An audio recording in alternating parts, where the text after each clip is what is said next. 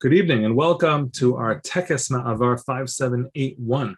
It's a Tekes Ma'avar, sort of hold the Tekes. As we here sit between Yom HaZikaron and Yom HaAtzmaut, I figured let's try to learn a little bit tonight about the days and how those days are so impactful to those who are living in Israel currently, who have experienced the stories of Israel. And as an introduction, I just want to share something from this week's parsha. Parshas Mitzorah discusses how the malady of tsaras, which could be a physical manifestation of a spiritual source, can actually happen to our homes. It says you're going to get to the land, v'nasati neged tsaras beveis eretz achuzaschem. You could actually have tsaras on a house. Rashi says that it's not all bad news. And the reason it's not all bad news is because perhaps the Amori put that some sort of treasure behind the walls, and in you breaking down those walls, and that's so frustrating, and you got to patch it up, but yet you might be able to find treasure beyond. Now, that's a nice idea. Moshe Feinstein points out, it sort of tells us something about how sometimes treasures are found through difficult and very undiscernible ways. It's really hard to understand sometimes why it takes so much sacrifice and why it can be so difficult to achieve the ends that we so desire. And so with that in mind, you look at the Gemara, and the Gemara tells us something really interesting about this idea of the tsaras in the homes. And it says in the Gemara Sanhedrin that this has never actually happened. It's never occurred, and it never will. In that case, why is it so important? It's important to try to understand this fact, to understand the fact that not always is it easy to understand how things that are important, that things that are meaningful will come easy. Sometimes they come with great, incredible sacrifices that are even difficult to imagine. Whoever it was who put together Yom HaZikaron and Yom HaAtzmaut at these two sandwich days so that we transition from one to the other was making a remarkable point about how there's a cause and effect. And the sacrifices that were made on Yom HaZikaron created what we have now as Yom HaAtzmaut. But that doesn't mean it's easy. And so for tonight, hopefully we'll be able to be drosh umekabel schar, to really try to comprehend these 2 days individually. I thought maybe let's talk to somebody who had personal experience with Yom HaZikaron. And we're going to meet a woman tonight, Mrs. Yehudit Spero. She was an educator at Midrashat Moriah. She was in charge of recruitment there. She may have met many of our children when they were in school here in the U.S., and she tells a very impassioned story. And her story is not just a story about lost soldiers, and it's not just a story about people who were lost settling the land, living in the land, victims of terror. It's actually both. She's been affected incredibly and has a very, very powerful, more than one powerful story to tell. In addition, to speak about Yom HaAtzmaut, I had our favorite couple, Rabbi Yaacov and Abby Lerner, who themselves are probably waiting online for something to try to get through the Israeli bureaucracy right now. But I was able to catch them for a little conversation about their experiences since they've been there and trying to understand what really got them to Israel and how we perhaps can think about what was on their minds and how we might apply that to our own situations. Thank you for joining us, and I hope you enjoy a conversation, always about Israel, which is going to be about idealism and about sacrifice and about peoplehood and about straight talk and stories of Mika Amcha Yisrael, who is like the Jewish people. And of course, who is like the Jewish people goes in more than one direction. Thank you for joining, and I hope you enjoy and have an incredibly meaningful Yom HaZikaron, Yom HaAtzmaut, and may we celebrate these important days in Israel, L'Shana Haba'ah. All right, welcome everybody. So I'm here with Yehudit Spero, mother of Chezi Spero, who is married to Jenny Kufeld. Thanks to David Kufeld for putting this, the two of us together, this interview. And our goal over here is to speak a little bit about the personal side of Yom HaZikaron. Perhaps the remarkable thing about Yom HaZikaron in Israel as opposed to Memorial Day in America is that there are really two things. Number one, about 1% of Americans have relatives. 1% of Americans serve in the military. That's obviously not the case in Israel. It's a much more personal thing, and everybody feels the result, unfortunately, of Yom HaZikaron, either directly or through not such a distant extension. And at the same time, there's another remarkable thing, and I didn't realize this until a few years ago, honestly, and it's something that I was probably negligent in. I ended up with a few hours extra to a trip, and I was all alone. And before I went to the airport to take my flight back, I had a car, so I went to Bayit Vegan, and I was planning on going to Yad Vashem. But as I passed the sign for Har Herzl, I realized I've never really spent any time on Har Herzl, and I spent some time there. And having done so and walked around and forgetting about, you see all the incredible stories and the different blocks and the sections and the people who are buried there and how they, so to speak, arrived there, you also see the section devoted to victims of terror. And I realized that part of the story of Yom HaZikaron is, of course, not only soldiers and wars and military action, but also just people who have sacrificed for Eretz Yisrael in a variety of ways, whether formally, whether informally, but people who were there in order to, I guess, not quite support, but in just the settlement of the land. And so, with that in mind, Yehudit here has an incredible story to tell. First I'll just get a little personal. How did you end up living in Israel? Well, my grandfather, Harav Yisrael Porat, my grandfather on my mother's side, was a Yerushalmi for many generations, and he is a musmach of Harav Kook. So the topic of Eretz Yisrael and living in Israel was something that was very much throughout our home. And my father-in-law, he should live and be well, Rabbi Schubert Spero, who lives in Jerusalem. And I think I have his book. Yes, that's only one of the books. Yes, I know. That's the only one I have. Yeah. I'll be pleased to know. Was the rabbi of the Young Israel in Cleveland. And so the topic of Aliyah and moving to Israel and a Jew's place in Israel, or as my father-in-law would say, every Jew has to at least put it on his agenda, was something that was talked about. In fact, of course, New York has more more Jewish olim from New York in Israel. But as far as, I think you would say per capita, Cleveland has a very, very high rate of Aliyah. And I would say that is very much in part due to my father-in-law, Rabbi Schubert Spero. So that meant I knew right away I was only going to look for somebody that wanted to live in Israel also, because that was something that was on my agenda. Okay, so that's how you ended up there. And you were personally touched from both sides of what I mentioned before, not only someone in the family close to you who was lost in the military context, but also, and I guess before we get to the also, let's hear that story first. Okay, so we are going to talk about two stories tonight. One is my brother, Hashem Yikam Damo, Daniel Haas, who was a lone soldier, but not at all with the Tanaim that lone soldiers have now. I'm going to show you a picture of him. And he fell in Lebanon in 1982. He was a lone soldier. He made Aliyah on his own. He was living in the settlement of Ofra. And he was actually already in Miluim. And this was his first Miluim. And they were taken into Lebanon. And he was what is now called the Magist, which is a huge, it's like a machine gun, a heavy machine gun. It's about 25 pounds. And they came in to clean out an area where they heard there were terrorists. It was in a lemon grove in Mansoura, Lebanon.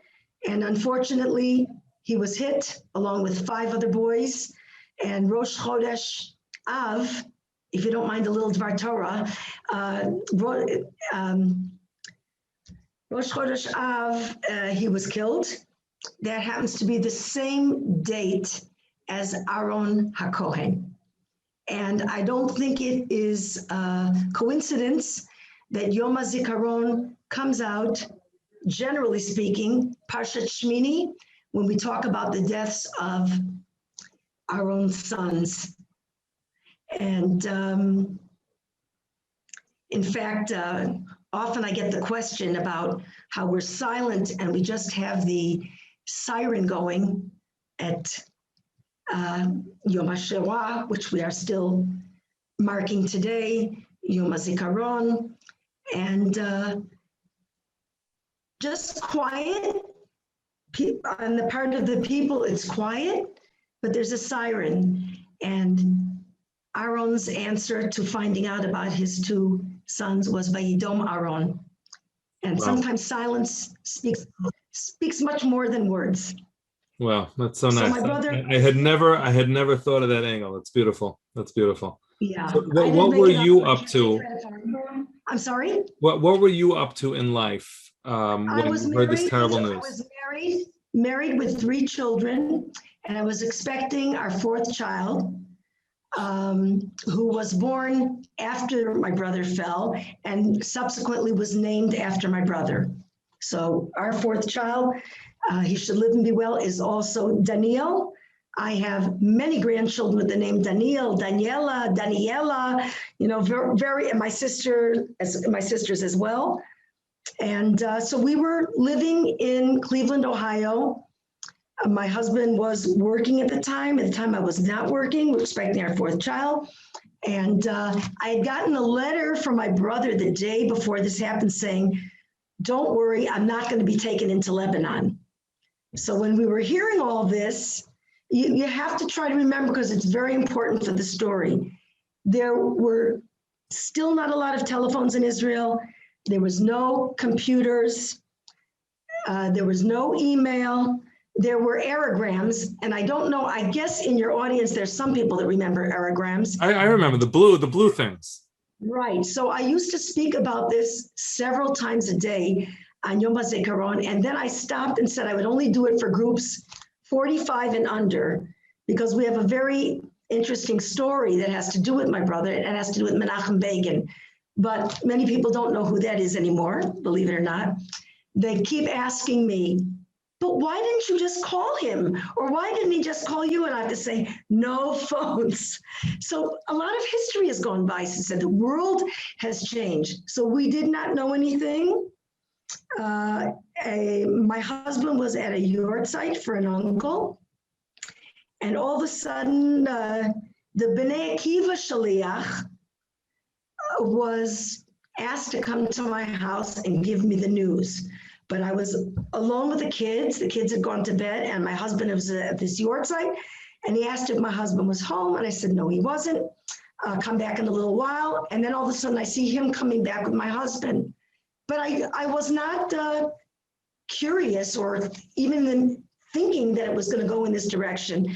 The Shaliach, whose name was Benny Gur, who now lives in Israel, said it was the strangest thing for him, because his job in the army, when he was actively working in the army, was as part of Chevra Kadisha, telling families about the loss of their soldiers. And he thought while he was doing his shlichut, he'd never have to be faced with this for the years that he was in America. And then here he was having to tell a family in America about the loss of their son. So it was, very serendipitous. So he told us the news, told my husband, and my husband came with a doctor friend of ours and told me the news. And just for the first few hours, it was just unbelievable news. And then it starts to sink in, and things happened very, very quickly. Everybody was going to go to Israel for the Levaya, and it was made clear to me from El Al that there was no way they would take a woman in late pregnancy. And so my family left and then went to Eretz Yisrael. I sat in Cleveland by myself. I sat Shiva by myself. And I got an interesting perspective on American Jews, the way they saw Israel and what my brother did. And I had family calling me from Israel to tell me what was going on there. And it was sort of a disconnect. I know we're recording right now. Do you have the opportunity to erase something if you need to? Sure. I guess we'd rather not if possible, but yeah, please. Okay, so then I won't go there. Maybe after it's over, we'll discuss that. Yeah. Okay, and then you'll decide if you because I know we only have the 20 minutes. So they sat Shiva there. I sat Shiva in America. I felt very bad that I couldn't be at the Shiva. I felt very disconnected. Again, phone calls were a problem to Israel, and there was no, so I was just hearing little bits and pieces of what was going on there. And how much could I ask them? They were sitting Shiva. So nobody had time to be sitting on a long phone call. I had my 3 little kids at home, and it was a Shiva where I was like, on the entire time because there was nobody else sitting Shiva there. It was just myself. So, and it was of great interest, of course, to the newspapers and to the radio, because this was a weird story. A boy from Cleveland, Ohio, fell in a Lebanese, in a war, an Israeli-Lebanese war.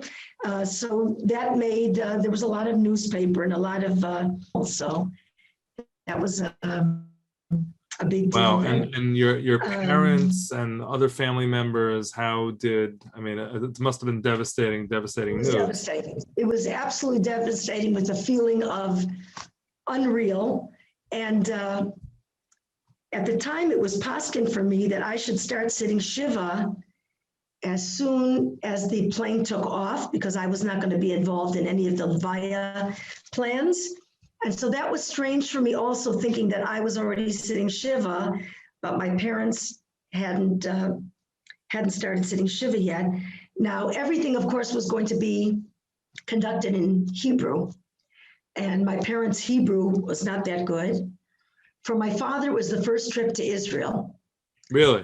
Yes. And so that was very, very hard to digest, that my father was raced from Ben Gurion, from Natbag to Har Herzl, and just saw the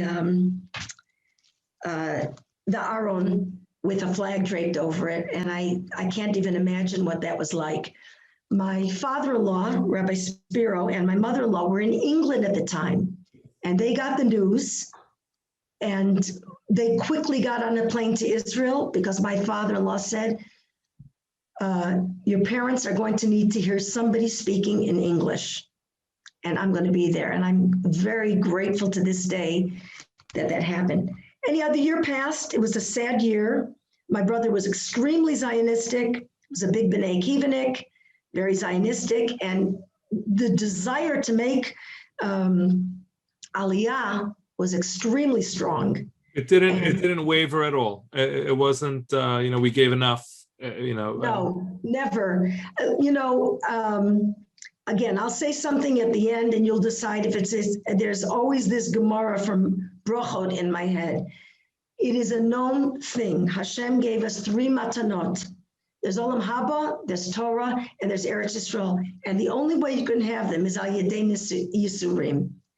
You can't, there's no free ride. And that's just, at no time did anybody in the family say, why did we move here? And how did, what were we thinking? That was never a thought. And all the boys so far have done Hesder, learning, very, very big thing in the family, and serving. The girls have done Shnat Sherut. Many of David Applebaum's children, Hashem Yikam Damo, are in the medical fields, and again, also in the Torah world. So no, it was never that kind of a thing. We teach our children this, right? Anything worth having is going to be difficult, and for some reason, we tend to forget that lesson. So let's. You mentioned. What can I tell you? It was. Yes, go ahead. You mentioned David. So you ultimately made Aliyah, and that's David. And this other story. And that's probably his daughter. So I think probably people are familiar with that story generally. That story. But what I didn't even realize until speaking with David Kufeld, I didn't realize that it's your story. So tell us about that. So David is my brother-in-law. David's wife, Deborah, is my husband's sister. David started Terem. I think already Americans know what Terem is. Just to be clear, because the confusion. David Applebaum. David Applebaum. also raised in the States, came on Aliyah in 1980, I believe, 1980, maybe 1979. He started Terem, which is emergency rooms, emergency care in Israel. That was a very new thing. There are Terems in all kinds of cities now in Israel. And he and his daughter Nava, the night before her wedding, were sitting and chatting and having a cup of coffee at Cafe Hillel. And then they were going to bring back coffee and cake for everybody that was working on the seating plans and getting all the benchers ready and just getting last minute preparations before the wedding. And unfortunately, there was a terrorist attack in Cafe Hillel. 7 people were killed, which includes my niece Nava, Hashem Yikom Damo, and my brother-in-law David. And that happened in Elul. This year, it'll be 18 years. He left behind, well, they had 6 children. They left behind 5 children. And their children have made, and his wife have made a mark in Israel. I've seen them. I've seen them speak at APAC. Yes, you probably have seen them speak at APAC. That's right. So it's a story that happens to, unfortunately, too many families. I don't think I know too many families that don't have some kind of a connection like that. Either somebody in the family or a friend or somebody knows somebody. People have personal connections here. It still is a small country. That was a big loss. It was a big loss for all of us, but the response from the family was to go on, and to go on in a big way, meaning we're going to make our mark. I have nieces that are, and daughters that are nurses and doctors and Talmidei Chachamim, and that's the response. I looked. David shared with me a story that he personally experienced about the Applebaums in the week after the tragedy. That the wedding was a couple days before Sukkot, if I'm not mistaken. The wedding was supposed to be September the 10th, so it was in Elul. It was in Elul. Yeah. Right. So it's a couple weeks before. A couple weeks before. So he had come to an apartment on their block, apparently across the street or something like that. And they had just recently gotten up from Shiva, like terrible. You can't even imagine. They're supposed to be getting up from Shavar Brachos, and instead they're getting up from Shiva. It's just impossible. And he hears singing from their sukkah. He hears Zmirot, coming from their sukkah. And he shared with me in an email how incredibly overwhelmed he was with that experience, knowing who they were. He had no idea that the family would end up being connected as they ended up being, as you say, in this small, incredibly tight family that we end up being. But just what is that? Like, how do you understand resilience to move on, but even to find an ability to sing in that extremely overwhelming moment? Like, how do you explain that? I was in that sukkah, and it was quite overwhelming, but it was also quite natural. And I would say it's never been, since I went to Israel in 1970, it was never a question, am I going to live here or not? And I would say that's true for the whole family. It's like you don't ask yourself every week, am I going to keep Shabbos this week? Of course I'm going to keep Shabbos. I'm going to keep Kashrus. That's the way it is as far as living in Eretz Yisrael. It just wasn't a question. You're going to keep Shabbos, you're going to keep Kashrus, you're going to go live in Israel. When you say no delacha every day when you're benching, it's because that's just what it is. And I think if you grow up with that mindset, you're not fighting with yourself inside. You're not feeling like, what am I doing? It just seems like a natural thing to do. And Deborah Applebaum, my sister-in-law, spends much of her time doing all kinds of incredible chasadim in the name of David and in the name of Natan. in the name of David and the name of Nava.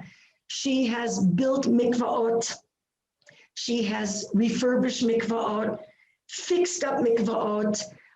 We have in Kever Rachel is a beautiful, it's very emotional. She took Nava's dress and went to a dressmaker and had one part of it is a parochet in Kever Rachel, and the other part is used as a chuppah. And we've used it for our granddaughter just about a year ago. And our relatives have used this. That is a forward way of thinking. My brother-in-law was a Talmud of Rav Aaron Soloveitchik and published some Smarim.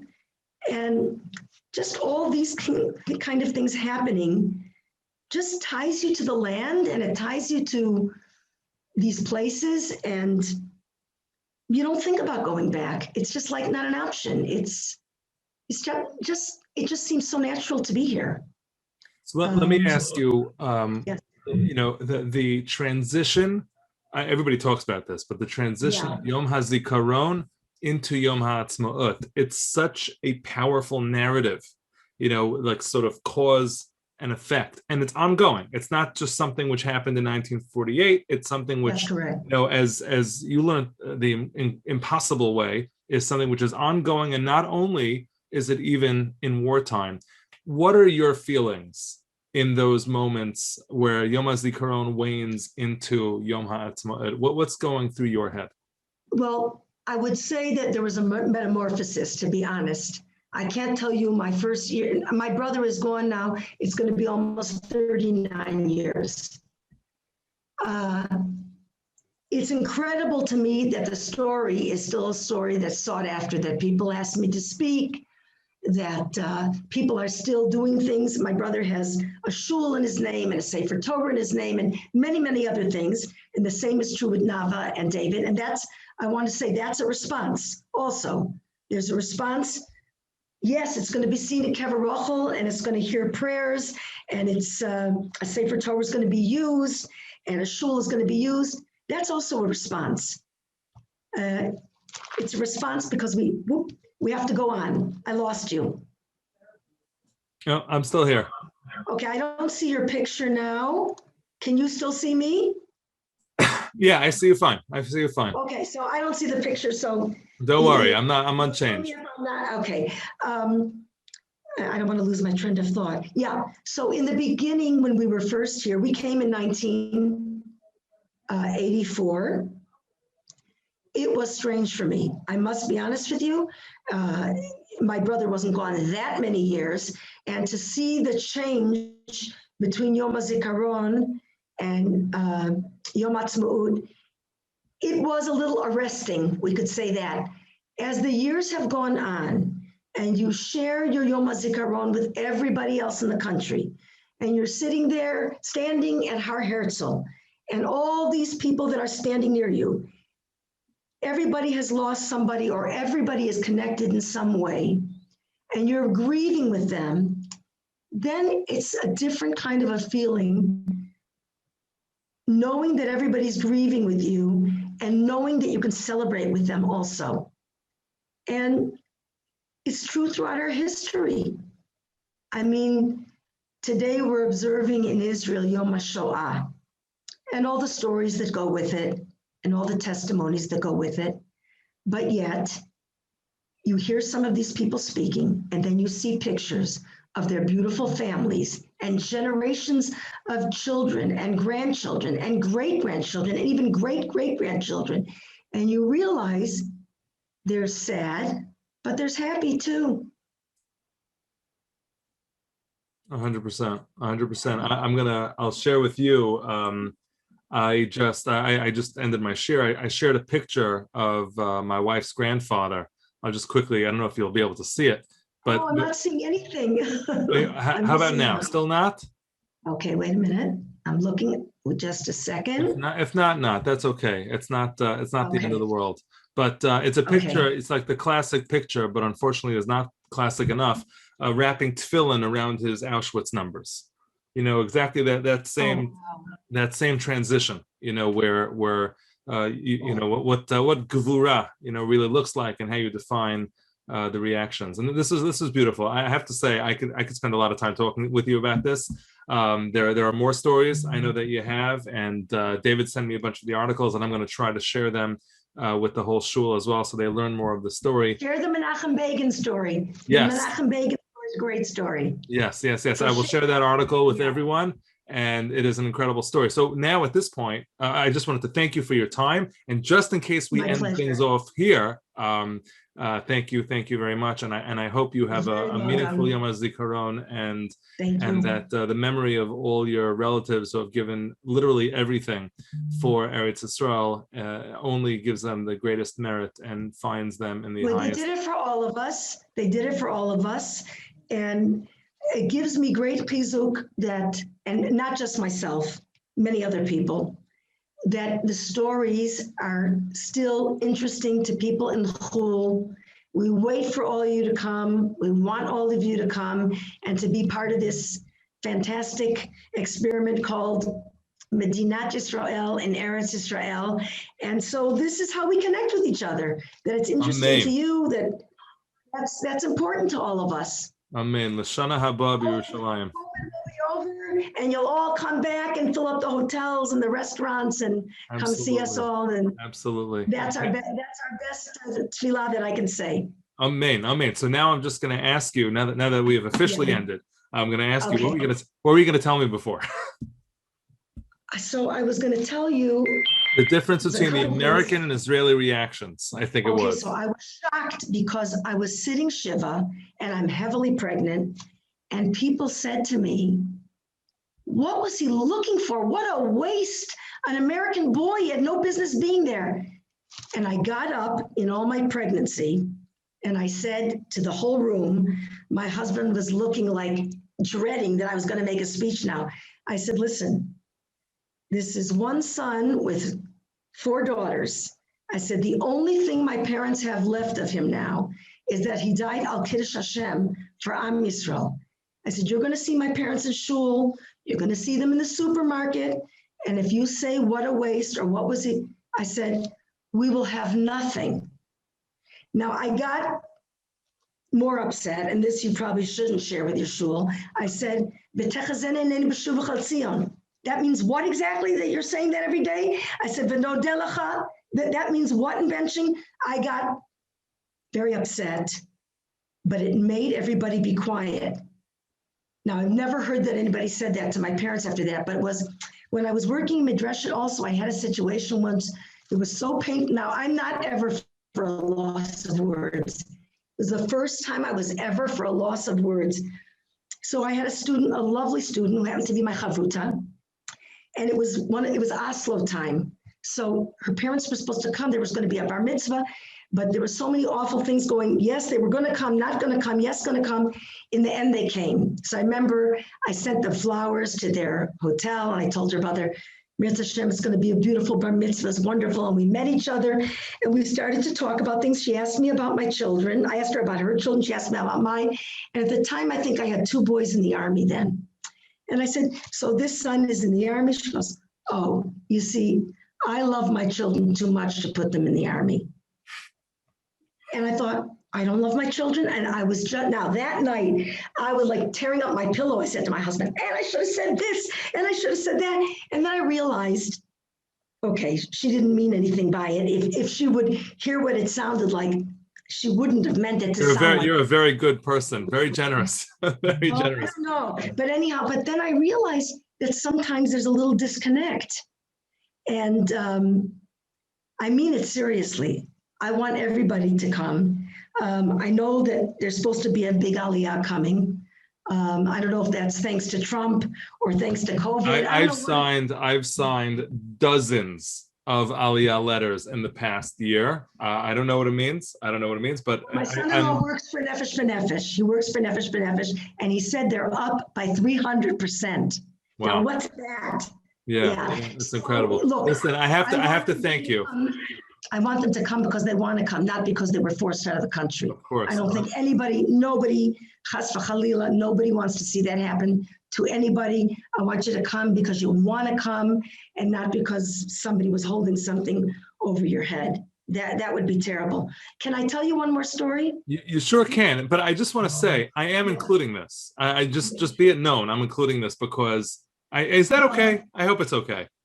I didn't say any names, and you didn't. No, you didn't. You did a great job. Honestly, it's the other side of things. Sometimes people need to. Had a beautiful bar mitzvah, by the way, and she came and told me afterwards she was so glad she didn't give in to fear and that they came because it was such a meaningful bar mitzvah at the hotel. And, it was scary for me also. I'm thinking, I'm talking them into I'm telling them this is the right thing. Oh, Hashem, don't make anything happen to this family. It was scary. It was a scary time. So you had one more story. Yeah, but the Begin story, right? Yes. You know the Begin story. Okay. I read it. I'm going to share the article. And they'll learn a lot from that. It's such a beautiful story. So I want to tell you about a story. It does have to do with my brother, but it's a story of the incredible people that there are in Am Yisrael. And this is a story I want you to share. About 12 years after my brother fell, my sister and I were always going to, Yom HaZikaron. Now, Yom HaZikaron, I don't know if you've ever been there for Yom HaZikaron at HaAtzmaut. You can't move. They're begging people that they should only let sisters, brothers, parents, and husbands and wives go this year, that not everybody should come because they're worried about COVID. Nobody's going to listen. Israelis don't listen. But and my sister and I are probably going to go earlier or later because I was so careful during COVID. I don't want to blow it on one Yom HaZikaron. So they used to have a ceremony for the people that died in a certain war, that they would send you an invitation if your family member fell in Lebanon or fell in whatever. They had special things for that. They don't do it so much anymore. It's a money issue. It's a security issue. Anyhow, so we went up, and it was a very, very hot day. It was a Chamsin. And my sister and I are walking up to Har Herzl, and I see an elderly man walking up in front of us. And I said to my sister, he's going to pass out. I could see he was getting shaky. So I ran over to him and I grabbed him. I said to my sister, get a chayal. And she got a chayal and finished, end of story. And then we proceeded on to the kever. And I see a man is staring at us and staring at us during the whole ceremony, the Kel Mole, and they said Kaddish. And my sister says, that guy is staring at us. I said, oh, that's the guy that we helped, the one that almost fainted. And he comes over to us and he says, Miatem, who are you? So my sister was like taken aback, and I was like curious why I wanted to know. I said, we're the sisters of this chayal here. He says, Zeyev Shard, Zelo Yocholiot.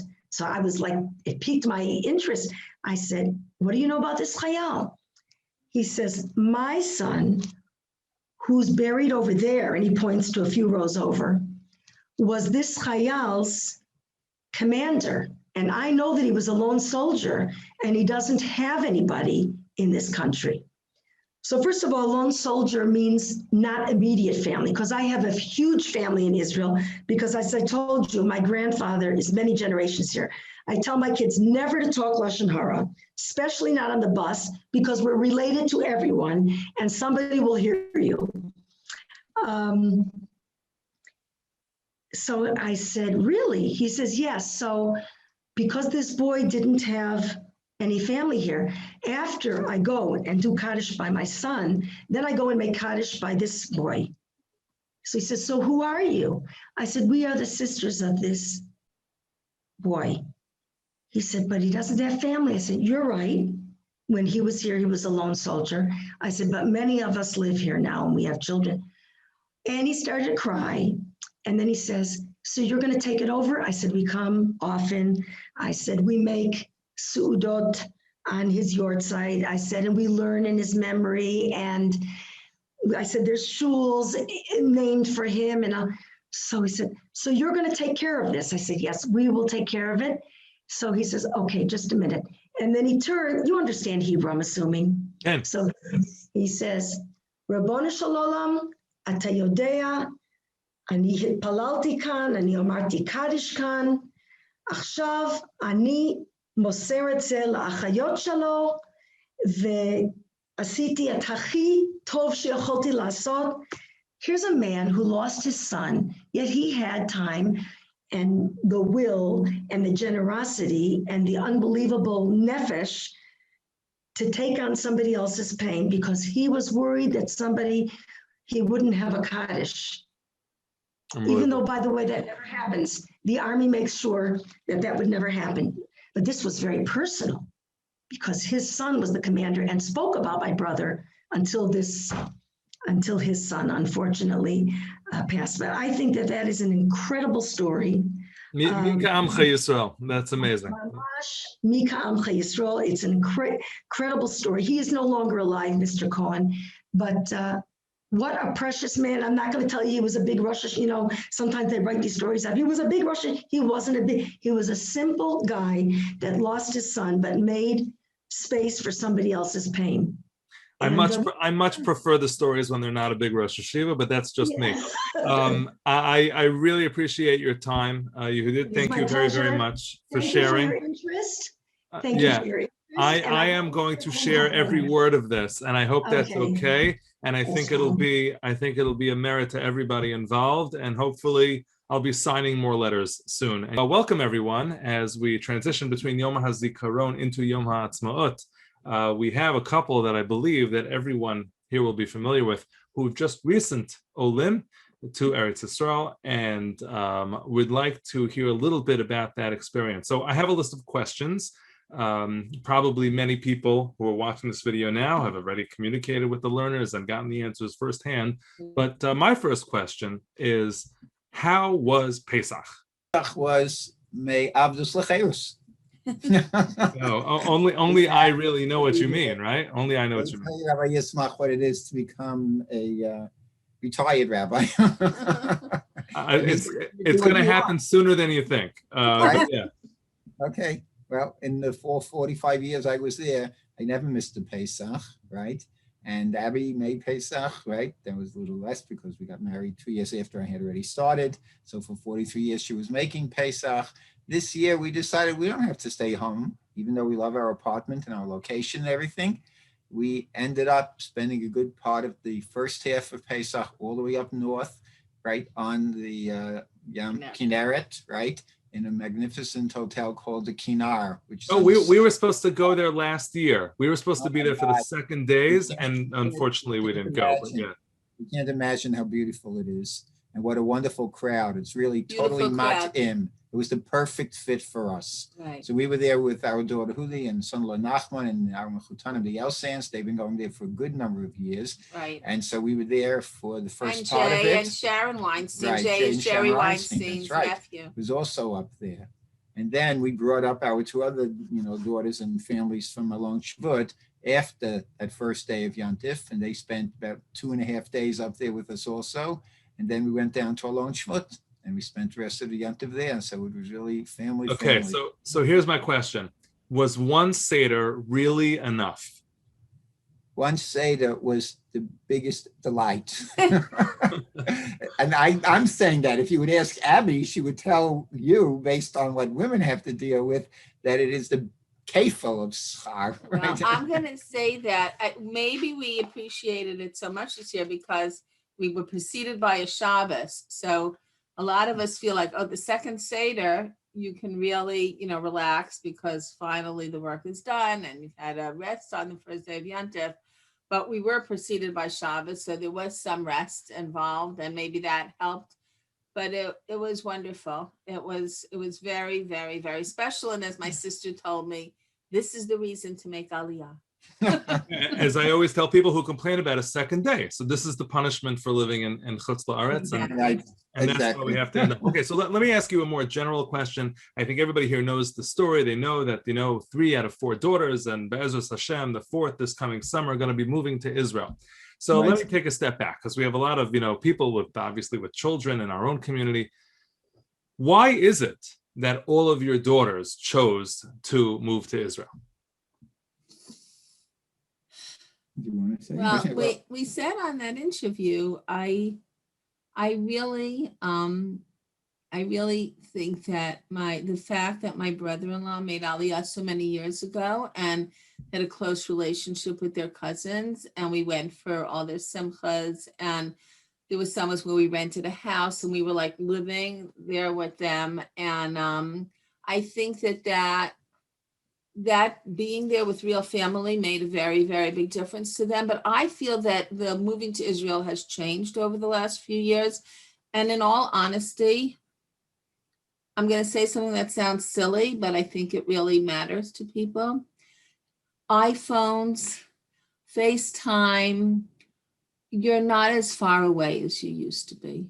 When my brother-in-law moved, they didn't see their families. They wrote letters. Making a phone call was a disaster, impossible. They started off on Aerograms. The blue aerograms just came up in the previous. Exactly. That's right. The tissue paper blue when aerograms. Shana went to Michlala, which is the same year Malka was in Michlala, the big deal that year was that you were going to be able to get an email every single day. And I remember our friends in the community who had kids who had gone to year or year before, like Shane Juwadzinski said, oh, you're so lucky, you're going to be able to get an email every single day.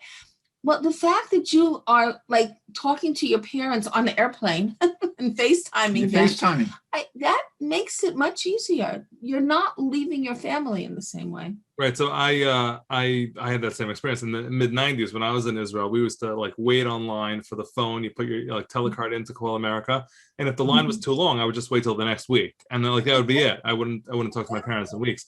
So now that that's the, let's say, the impetus for your daughters. Let me ask you a theoretical question. Okay, we'll game this out. What would have happened had all of your daughters lived in America? Could you imagine having made Aliyah? Anyway, we know your strong desire over the course of years and the way you've spoken about Aliyah and love for Eretz Yisrael. Do you imagine having made the same move in that alternative universe? I think for sure it would have made it much more difficult for us, especially if all four of them were going to stay there. And for some reason, we were zoche. The one who I have to give the most credit to is Yehudit, right? Our second daughter, Hudi, who wouldn't even consider, there wasn't a havamina in her mind that she would date a boy who wasn't committed to making Aliyah. Immediately. She was passionate. Immediately. You know that they made Aliyah. Not the week they got married. Right. But right after shortly. Right. They went to a wedding right after Shabbat. But they got married in January, and then I think they were in Eretz Yisrael by May. They were living there by May. Wow. Okay. So it would have been more difficult, but ultimately you think you would have pulled it off. You think you would have? I don't know. It's hard to say. For yourself. I don't know. I'm not so sure. I mean, we were not, raised as tremendous Zionists. I became much more so because of the incredible, idealism of my Rebbe, who had the most profound influence on me and convinced me and so many of my dearest and closest colleagues to go into Chinuch. That's Rabbi Aaron Lichtenstein. And he pounded away at the importance of serving Klal Yisrael. And he was like the senior Rosh Yeshiva in YU. And his father-in-law, who he was extraordinarily close to, did not want him to go, felt that he had a tremendous mission left to play here in YU and in the modern Orthodox world. And he just went with his heart. And Tova Soloveitchik, who became Tova Lichtenstein, went with him. The Rav was not happy, and everyone knew about that. The Rav was the most unhappy about it. But because he made that move, I think that also planted in my seed and the seed of so many other people who had been tremendously influenced by Rav Lichtenstein. Soloveitchik was a gaon in terms of teaching, and when he would give his philosophical discourses, and that changed our whole orientation in terms of how we understand the depth and beauty of Judaism. But he never spoke about Aliyah. And Rav Lichtenstein spoke a lot about Aliyah. And that really seeped into us. And he literally put his money where his mouth was. He could have had everything over here, And I think that was a very, very important turning point in my orientation as well. And I can tell you a whole bunch of other friends like that. But I remember going out with boys who were intent on making Aliyah, and that was like a real deal breaker for me. There was no, I couldn't, I'm very close with my family. I do have friends here, I don't want to say names, who are also retired rabbis who left all their children, 5 children, living in America quite a number of years ago, living here without their children. And this year was a horror for them. They could not go back. One of their daughters who remarried had a baby in her 40s, couldn't go back.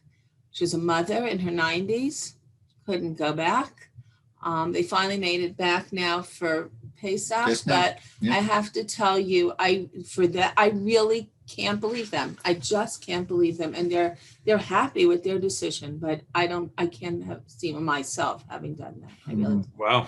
Okay. So we'll go with undecided. That'll be a formal answer. Okay. So let's get more specific. So you ended up, you're living, I guess, in the HaAtzmaut German colony. I don't know exactly. Exactly. That's exactly. We're on the border. We're living on the sign. There's a sign right outside of the complex that says German colony. And the other side of the sign says HaAtzmaut.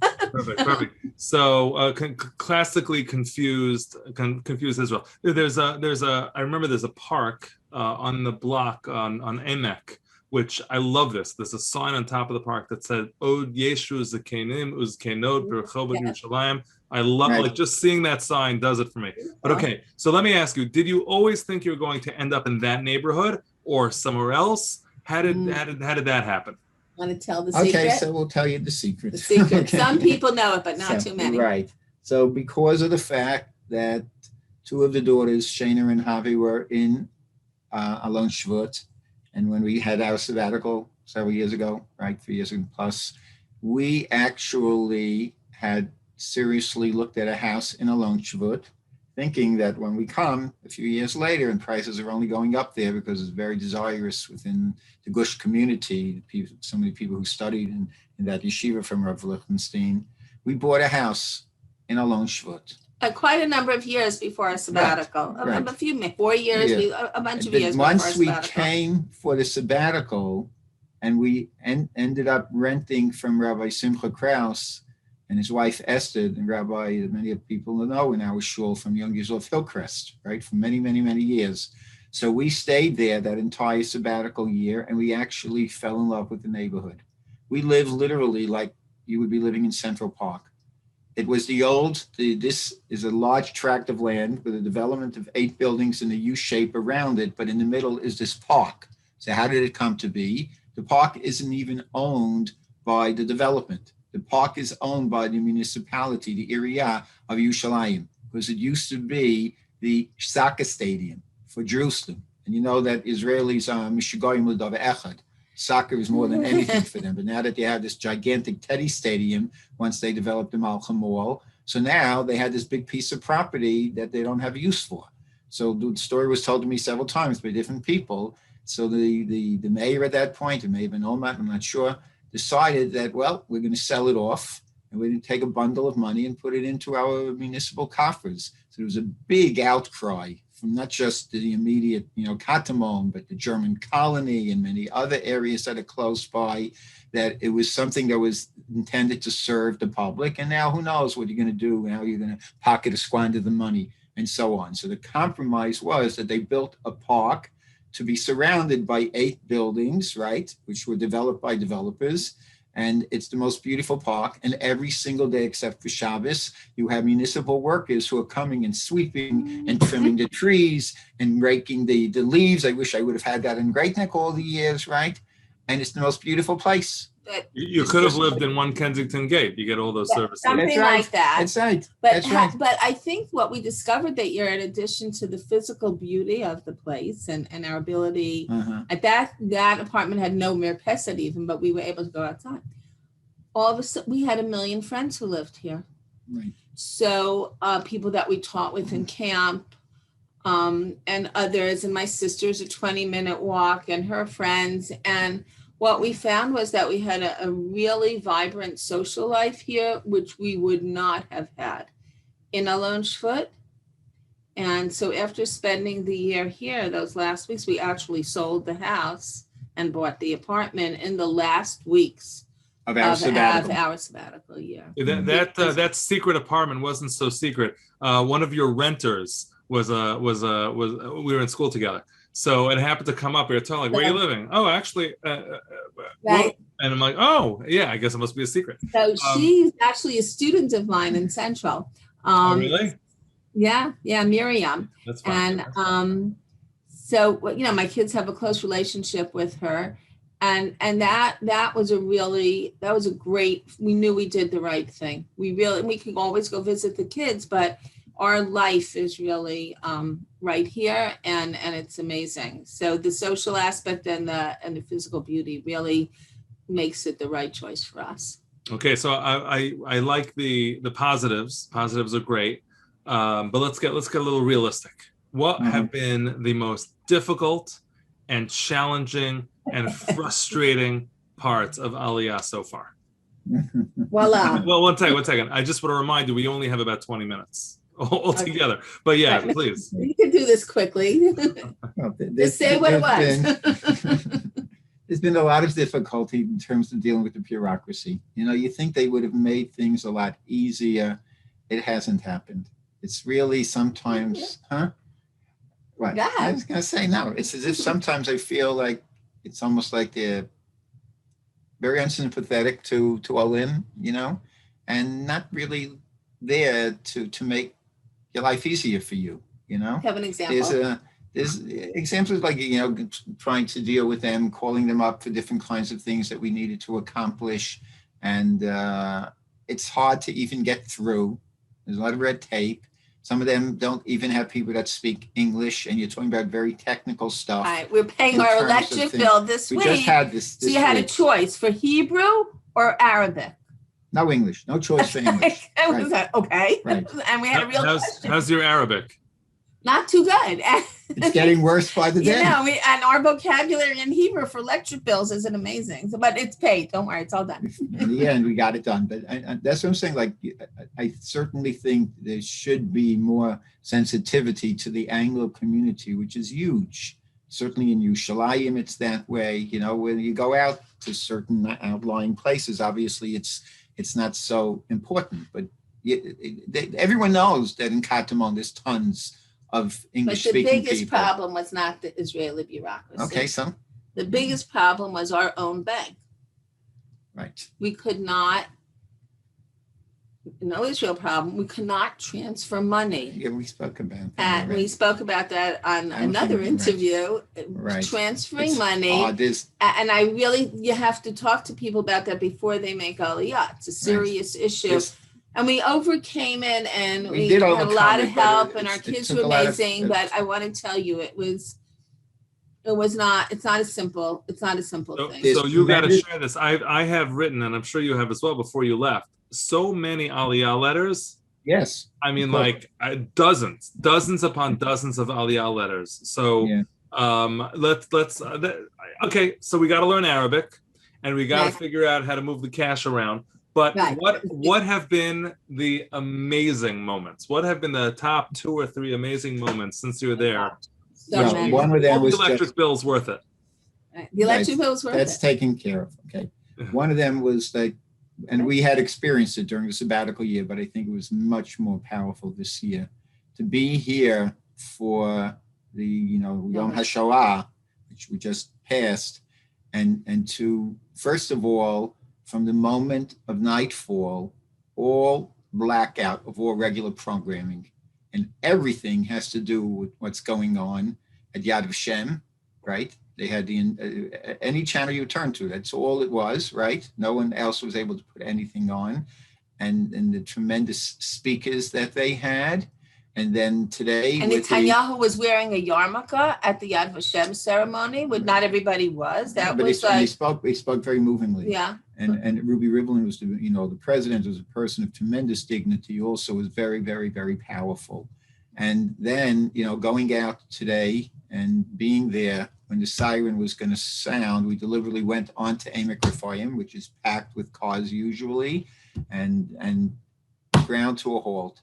And that was all over the country. Right. And even the post office, right. I should show you, we got our Right. Israeli passports today. Just today. Even the post office had a sign on their screen inside that said Zohar. And so it really, it does, I was taught another great moment is like our grandson is in yeshiva and he doesn't start school till Rosh Chodesh Iyar. So he came today to hang out, and we were talking about the fact every TV station is blacked out, or they're showing Holocaust movies if it's a movie station. And the news stations were doing interviews. And we were discussing the fact that even if you're a total Chiloni, you are identifying today with Yom HaShoah, with the Jewish people, because it's in the post office and there's no kid station is on. There's a big semel on it that says today is Yom HaZikaron, and Shidurim broadcast will resume at 8:00 last night at 7:00. The broadcast will resume 8:00 on Yom Chamishi. So 24 hours, no kid shows, nothing. And we discussed the fact that in America, a secular Jew is a secular Jew. It's a very marginal identification with other aspects of Judaism. That's very true. Here, even the most secular Jew is identifying with the history of Klal Yisrael, certainly today, next week, and that's huge. It's amazing. You don't hear this word anymore like in America and other places, but the sense of nationalism and it's being your nationality and the tremendous pride that is pervasive in the society, because don't forget, every family has kids who are going into Tzahal. Every family is under the tremendous, threat of attacks of a 9-mile, wide, diameter at certain points and things like that. And so people live and breathe this. And so this never again, they don't have to say the slogan. It's not that we heard it even once. I don't think we even heard it again. But the sense of Eretz Yisrael doing everything possible and remembering of what happened then, and that to make sure that they would preempt and never allow us to have that kind of a threat.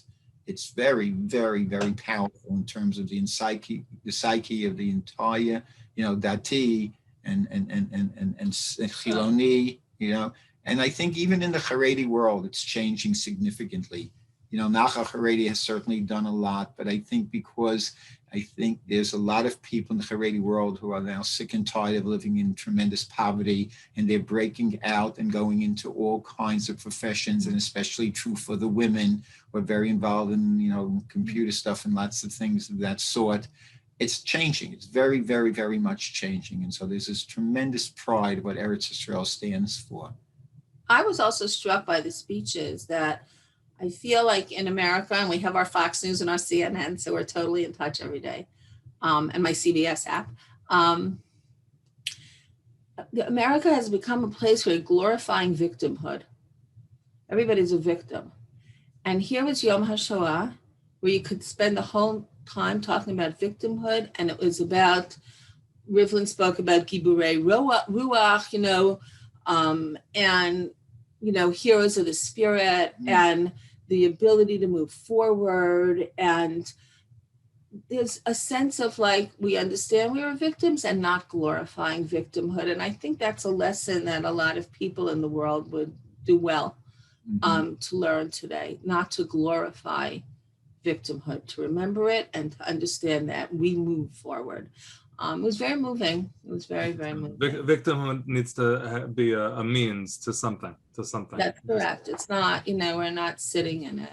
Okay, so I actually do want to point everybody to the Nefesh B'Nefesh interview, simply because they got you both to cry. And I had a feeling in just the small amount of time that I would have, the mood lighting, you had everything there. I didn't think I was going to be able to accomplish that. So maybe I'll get you to laugh. So let me ask you the following question. I can fake it, Shmuel, if you want. Yeah, no, it's not the same. We could tell. But what's your take on the political situation and the elections now that you're citizens and you have the ability to vote? Are you now in the frustrated masses with the political environment, or are you still idealistic about things being new olim? What's your take? I can tell you in one word, my take is humiliation. It's humiliating that this is what's happening. And I don't understand how they can continue with such a broken system where, a small party of 4 seats can be the one that makes a difference in the end. There's something fundamentally wrong that they allow it to be splintered like that. And it creates a tremendous amount of crisis. And everyone's just in it for their, for their little agenda. God forbid they should be able to work with someone who's a little bit to the left or a little bit to the right of them. It's a crazy kind of a setup that politically is spelling disaster. It's poisonous for this country, which has achieved miracles beyond belief in technology, as well as in the military, defense and stuff of them, economically a powerhouse, and all the accords that they've made because of the power that Israel has. It's like crazy that they can't figure out that we have to revamp the system. They took it from an old European system and it doesn't work, and it's not going to ever work. It reminds you, all party of Ram from not for Jews. To have 4 Arab seats, be able to decide who's going to be the prime minister. What more do you need to say than that? It reminds you that all of the miracles that have happened in the country are in spite of the people living there sometimes. That's often the case. Certainly in spite of the leaders, I think. It's because of the spirit of the people as a whole, their idealism, their Mesiras Nefesh. I will tell you that every family of ours, the 3 families here, every child, certainly the boys, everybody above like 12, knows everything about all the candidates and their positions, and they have opinions. I mean, I can't believe it. From the Ramat Eshkol gang to all the Alon Shvut kids, they're like, they all have ideas, opinions, who to vote for, who not to vote for. It's fascinating. The kids are like really in it, So well, that's fun. But they don't have Major League Baseball, so that's kind of exactly that's what it is. I'm telling. This is their sports. But they do have soccer, so they don't have to. They don't have to kick each other around. This party kicked that party. Right. So I have one final question. I just saw an article today that suggested that Israel may have achieved herd immunity from COVID due to the fact that over such a significant amount of people were vaccinated, as well as you would add all the people who have like natural antibodies from having had it. So is there a sense of like disdain, exhaustion, or is there like a sense of pride in Israel that like somehow Israel figured out a way to get this right and they're the first country that has done so? Or is everybody just back to life and okay, we're beyond this? What's the sense? Because being here and looking at the constant overwhelming news and now nobody being able to get control over this thing, you look at Israel as a shining light. How does Israel see itself? I think there's a tremendous sense of pride, and there rightly should be that kind of pride. I mean, they really worked it out very well. I think part of it had to do with Netanyahu realizing, because he is such a strategist as a politician, that this would be a huge feather in his cap. And he certainly has promoted it, which right? But he got all the vaccines from Pfizer and from Moderna and so on. And people are really, really very, very proud. And there definitely is a much easier mood. And there was. I mean, we've gone to weddings even within family very recently where we couldn't believe. And these are people who are extraordinarily makbid, who have doctors in the family, and yet there was such a lower level of anxiety than what we had anticipated going to it, because these are very, very responsible people. So it definitely has a different feeling to it. I'm going to say that next week, a week from now, we'll start to know. We went to the Kotel on Thursday. In all my years at the Kotel, Chol HaMoed, remember there's not a single tourist in the country. I have never seen the Kotel so crowded in my life. And a shout out, they know this. We met all the Weinblatts, which was wonderful, right there. All the Weinblatt kids, right? Well, Ezra's not there. So all the Israeli Weinblatts, that was really cool. Packed. And okay, all the adults are vaccinated. Our grandson is vaccinated. If you're 17 and over, you're vaccinated. There were 1 million kids there. 1 million kids eating. There were, Holy Bagel was Limahadrin, kosher Pesach, serving sandwiches, subs on like potato, rolls and all kinds of stuff. No masks. And 1 million, like the subway, packed. So next week, we're going to know. You'll know how to work really out. Reached herd immunity or not. It was a little bit scary. Yeah, I mean, we're waiting that too, but instead of the Kotel, I'm thinking Miami and Orlando are I guess Kotel experiment and petri dish. We'll see. I will tell you, we went to Greg's with one of the kids, and I couldn't believe it, eating indoors at the mall. And I said, can kids eat in here? And then I looked around. It was the day of the million kids eating there inside. We'll let you know next week. Yeah. Hope for the best. Okay, this has been really great. Thank you so much for your time. And we have to do this. We have to do this more often. Updates. We hope we're game. We are game. We hope things stay cheery and positive, and le'ela u'le'ela, and go up and up. And any other challenges, we want to hear. All those people who we signed Aliyah letters, inquiring minds want to know. They want to know about your experience and how. And I guess one small final question is: this is your second Yom HaAtzmaut in the country this time, because you were there for the sabbatical. Correct. What are you most excited about? Well, you might not know yet. Yeah. Well, we have invitations from the Foxes for a barbecue, but we also have our kids barbecue. Our Machatanim here, they're actually both citizens. Right. And so they were able to come for the end of Pesach. And Yom HaAtzmaut is a very serious thing because our Mechutin, Elichai's father, actually fought in the 1973 war. So when you come, in the Yom Kippur War, so when you go to Yom HaAtzmaut with Shlomo, it's a big experience. He has a lot to share. And so that's always, it's not what it is in the US. It's very meaningful. And really Yashar Koach on the Tekes Ma'avar, it's very deeply felt. The Yom HaZikaron for the soldiers and the children are not protected from the most painful memories. And that makes Yom HaAtzmaut that much more glorious and meaningful. Okay, listen, hope you enjoy and hope to hear about it. So thank you so much. Thank you very much. And for everybody who's listening and watching on YouTube, thank you so much for joining us.